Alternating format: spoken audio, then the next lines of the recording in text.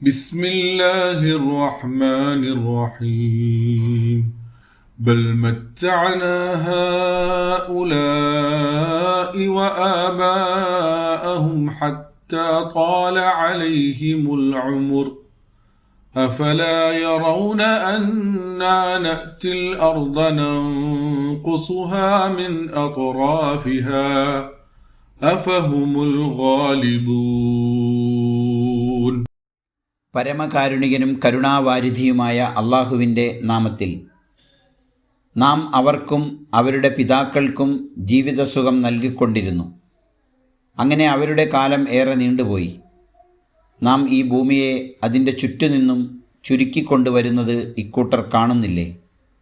എന്നിട്ടും അവർ തന്നെ വിജയം വരിക്കുമെന്നോ?